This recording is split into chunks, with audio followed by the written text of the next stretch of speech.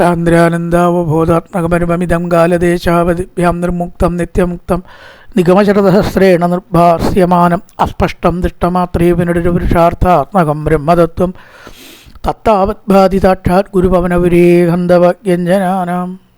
നമസ്കാരം. സനാതനധർമ്മ സംഹിതകളിലെ വിജ്ഞാനശകലങ്ങൾ പങ്കുവയ്ക്കാനായുള്ള ചാനലായ നാദശ്രീയിലേക്ക് എല്ലാവർക്കും സ്വാഗതം. പ്രിയരെ, ചാനൽ സബ്സ്ക്രൈബ് ചെയ്യാനും ലൈക്ക് ചെയ്യാനും ഓർമ്മപ്പെടുത്തിക്കൊള്ളുന്നു. ശ്രീമദ് നാരായണീയത്തിൽ അംബരീഷ ചരിതമാണ് നമ്മൾ പറഞ്ഞുകൊണ്ടിരിക്കുന്നത്. തന്നെ ആതിഥ്യത്തിന് ക്ഷണിച്ച് തനിക്ക് ഭിക്ഷ നൽകാതെ പാരണ നടത്തിയതിന് ദേഷ്യപ്പെട്ട് ദുർവാസാവ് പിശാചിനെ സൃഷ്ടിച്ചു.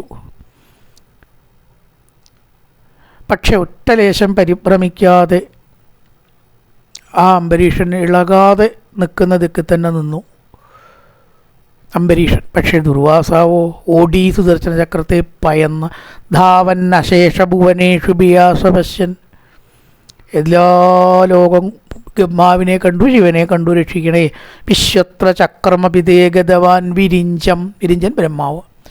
ബ്രഹ്മദേവ, അങ്ങനെ ആപത്തുണ്ട്, എന്നെ ഒന്ന് രക്ഷിക്കാൻ പറ്റുമോ? ചക്രാണെന്ന് പറഞ്ഞപ്പോൾ ബ്രഹ്മാവ് പറഞ്ഞു, വേഗം ഇവിടുന്ന് പോവാൻ. കക്കാല ചക്രമതിലംഘയത്. ഈശ്വര, ഈ ചക്രത്തെ ലംഘിക്കാനോ? ആരെക്കൊണ്ട് പറ്റും? ദുർവാസാവി, വേഗം ഇവിടുന്ന് പോകണം. ഈ ബ്രഹ്മലോകം അല്ലെങ്കിൽ ഭസ്മാവും. സുദർശന ചക്രം എന്ന് പറഞ്ഞാൽ എനിക്കൊന്നും ചെയ്യാൻ കഴിയില്ല. കക്കാല ചക്രമതിലംഘയെ. സുദർശന ചക്രത്തെ എല്ലാം ഇവിടെ ആർക്ക് പറ്റും? അപ്പോൾ വേഗം കൈലാസത്തിലേക്ക് പോയി. സർവം ചെയ്യൂ, ശിവൻ്റെ അടുത്തേക്ക് പോയി. സചഭവന്തമവന്ത ദൈവ. ചക്രമായിട്ടാണ് വരവ് എന്ന് കണ്ടപ്പോൾ തന്നെ പരമേശ്വരൻ പറഞ്ഞു, ദുർവാസാവേ, ഈ കൈലാസം ഇവിടെ നിലനിൽക്കണമെങ്കിൽ ഇപ്പം ഇവിടുന്ന് അങ്ങ് പോകണം. അഗത്തിൻ്റെ പദം ഇപ്പം കഴിയും. അതുകൊണ്ട് വേഗം ഒരു കാര്യം പറയാം. ബ്രഹ്മാവിനെ പോലെ ഞാൻ കൈ ഒഴിയണില്ല. വേണമെങ്കിൽ വൈകുണ്ഠം വരെ ഒന്ന് പോയിക്കോളൂ, ചിലപ്പോൾ പരിഹാരം കണ്ടു എന്ന് വരും എന്നും പറഞ്ഞ് ശിവൻ കൈ ഒഴിയുകയാണ്. ഭാവൻ അശേഷ ഭുവനേഷു. എല്ലാ ലോകത്തിലും ഓടി. ബിയാസപശ്യൻ വിശ്വത്ര ചക്രമഭിതേ ഗതവാൻ വിരിഞ്ചം. അവിടെയൊക്കെ ചക്രമുണ്ട്, എവിടെയൊക്കെ പോയോ അവിടെയൊക്കെ ചക്രം. എന്ത് ചെയ്തു? ബ്രഹ്മാവിൻ്റെ അടുത്തെത്തി. വിധവാൻ വിരിഞ്ചം. ബ്രഹ്മാവ് പറഞ്ഞു, കക്കാല ചക്രമതിലംഘയെ. കാലചക്രത്തെ അതിലംഘിക്കാനോ? ശിവശിവ, അതാർക്കാണ് ദുർവാസാവെ കഴിയുക? വേഗം ശിവൻ വൈകുണ്ഠത്തിനെ ചൂണ്ടിക്കാട്ടി. സർവം ദയോസ ഭവന്തമവന്ത ദൈവ. ശിവനും കൂടി ഭഗവാനെ വന്ദിച്ചു. നാരായണ നാരായണ, രണ്ട് നാരായണ നാമം, ഒരു നമസ്കാരം. വേഗം ഇവിടുന്ന് പോക്കോളൂ. ഭൂയോ ഭവൻ നിലയമേത്യ മുനിന്നമന്ദം പ്രോജേ ഭവാൻ അഹമൃഷേ ധനുഭക്തദാസ. ജ്ഞാനം തപച്ച വിനയന്നിതമേവ മാന്യം യാക്യംബരീഷ പദമേവ ഭജേതി ഭൂമൻ. അപ്പോൾ വേറെ രക്ഷയില്ലാണ്ട് ദുർവാസാവ് എന്ത് ചെയ്തു? ഭവൻ നിലയം. ഏതാ ഭവൻ നിലയം? വൈകുണ്ഠം. വൈകുണ്ഠത്തിലേക്ക് എത്തിയ അവിടേക്ക് പോയി എന്ന് പറയാണ്. പ്രോചേ ഭവാനകമൃഷേ നനുഭക്തദാസ. എന്താണ് ദുർവാസാവെ പതിവില്ലാതെ ഇങ്ങോട്ട് വരാൻ? പതിവില്ല എന്ന് പറഞ്ഞാൽ എപ്പോഴും കൈലാസത്തിലേക്കാണ് പോവുക. ദുർവാസാവ് ശിവഭക്തനാണ്. അപ്പം എന്താ ഇപ്പം ഇവിടേക്ക് വരാൻ പ്രത്യേകിച്ചൊരു കാരണം എന്നങ്ങനെ ചോദിച്ചു. ദുർവാസാവ് പറഞ്ഞു, ഭഗവാനെ, അങ്ങേക്ക് ഒന്നും അറിയാത്തതില്ല, എന്തിനാണ് എന്നോട് ചോദിക്കുന്നത്? ഞാൻ പറഞ്ഞിട്ട് വേണോ അങ്ങേക്ക് അറിയാൻ? രക്ഷിക്കണേന്ന് മാത്രം പറഞ്ഞു. ആ, ചക്രത്തിൻ്റെ കാര്യമാണല്ലേ, മനസ്സിലായി. അതിന് വേറെ വഴിയൊന്നും ഇപ്പം തൽക്കാലം ഇല്ല. ഞാൻ നനുഭക്തദാസ. ഭക്തന് വേണ്ടിയല്ലേ ചക്രം പുറപ്പെട്ടത്? ഭക്തൻ തന്നെ വിചാരിക്കണം അത് ഉപസംഹരിക്കപ്പെടണമെങ്കിൽ.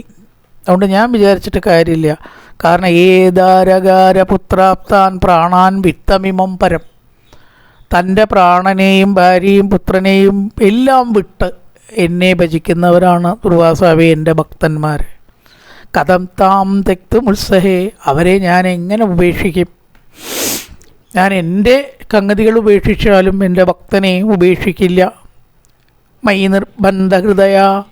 എന്നിൽ തന്നെ വയ്ക്കപ്പെട്ട എന്ത് വിചാരിച്ചാലും അവർക്ക് എന്നിൽ നിന്ന് അകലാൻ കഴിയില്ല.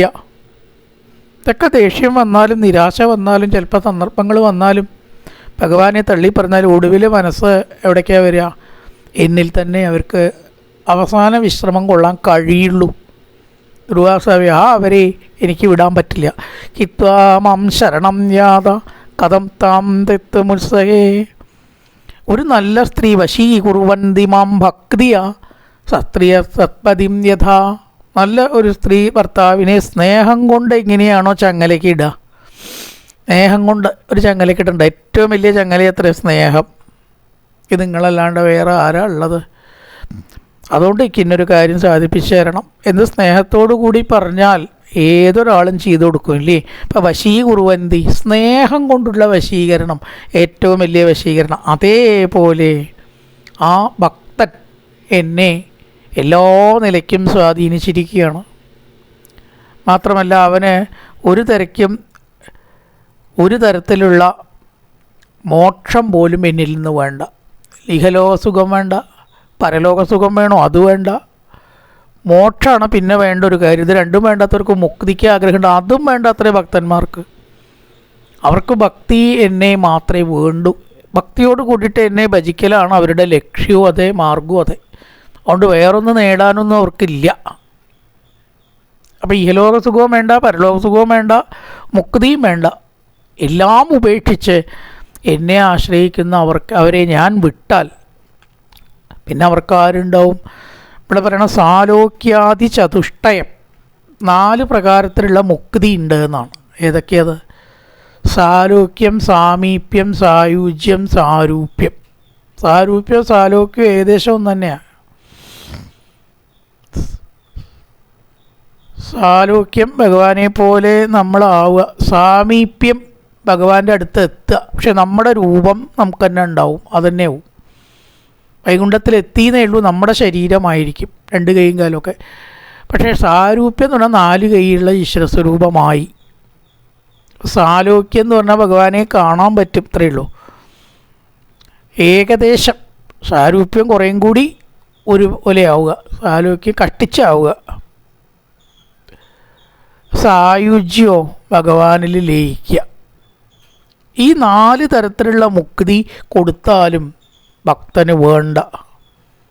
അവൻ എന്നെ ഭജിക്കലെന്നെ ആവശ്യമുള്ളൂ. ഈ മുക്തിയോ പരലോക സുഖമോ ഇഹലോക സുഖമോ വേണ്ടാത്തതായിട്ടുള്ള ഭക്തൻ സർവം ഉപേക്ഷിച്ചിട്ട് എന്നെ ഭജിക്കുകയാണ് ദുർവാസാവേ. അതുകൊണ്ട് ആ ഭക്തനെ പോയിട്ട് ആശ്രയിക്കണം, അല്ലാതെ അങ്ങേക്ക് വേറെ മാർഗമൊന്നും ഇതിൽ നിന്ന് രക്ഷപ്പെടാനില്ല എന്നങ്ങനെ പറഞ്ഞ് ആ ദുർവാസാവിനെ അഹമൃഷേനനുഭക്തദാസ, ആ ഭക്തൻ്റെ ദാസനായിട്ടുള്ള എനിക്ക് അവന് വേണ്ടി പുറപ്പെട്ടിട്ടുള്ളൊരു ചക്രം ഉപസംഹരിക്കാനുള്ള അധികാരമില്ല എന്ന് പറഞ്ഞിരിക്കുകയാണ്. അവൻ വിചാരിക്കണം, അവിടെ പോയിട്ട് നമസ്കരിക്കുക. ഇനി ഒരു കാര്യം കൂടി പറഞ്ഞുകൊണ്ട ജ്ഞാനം തപച്ച വിനയന്നിതമേവ മാന്യം യാഹ്യംബരീഷപദമേവ ഭജേതി ഭൂമൻ. ജ്ഞാനുണ്ടാവുക, തപസ്സുണ്ടാവുക, ഇത് രണ്ടും ഉണ്ടായാൽ വേറൊരു അപകടം ഉണ്ട് എന്നാണ്. അതെന്താ? കുറച്ചൊരു അഹങ്കാരം ഉണ്ടാവും. ഏതുണ്ടായാലും ഉണ്ടാവും കേട്ടോ. കാശ് കയ്യിലുണ്ടായ അഹങ്കാരം ഉണ്ടാവില്ലേ? കുറച്ച് സുന്ദരനാണെന്നുള്ള തോന്നലുണ്ടായ അഹങ്കാരം ഉണ്ടാവില്ലേ? മറ്റുള്ളവരിലും വെച്ചിട്ട് ഏത് നേട്ടം ഉണ്ടായാലും നമുക്കൊരു തോന്നലുണ്ടാവും, ഞാൻ കുറച്ച് കേവനാണെന്ന്.